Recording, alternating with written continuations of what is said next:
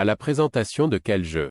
Depuis le samedi 27 juillet 2024, Léa Salamé ne fait pas l'unanimité chez les téléspectateurs. L'animatrice de France 2 a notamment été dézinguée par Pierre Ménès, qui souligne sa méprise du sport.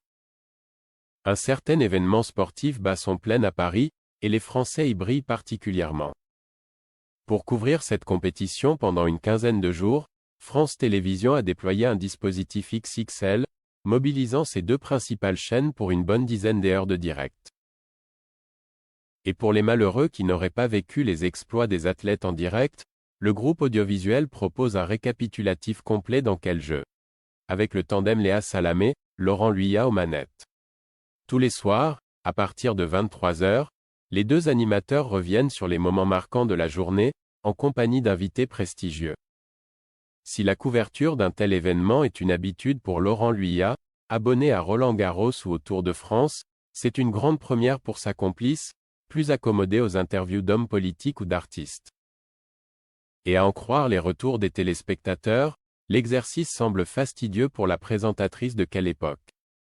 Son interview sans grande empathie d'Amandine Buchard, médaillée de bronze en judo, dans l'émission du lundi 29 juillet 2024, lui a en effet été reprochée par les amateurs de sport.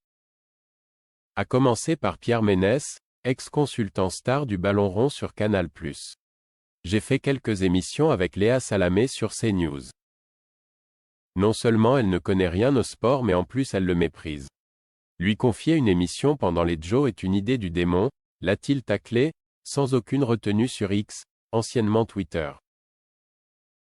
La matinalière de France Inter avait pourtant répété en interview ne pas être une fine connaisseuse du monde sportif, et compter sur son camarade pour l'aider dans cette mission. C'est un challenge, j'espère être à la hauteur. Moi, je suis sans doute celle qui s'y connaît le moins et je le revendiquerai, s'amusait Léa Salamé, qui doit rire jaune après le tollé provoqué par son échange avec la judokate tricolore.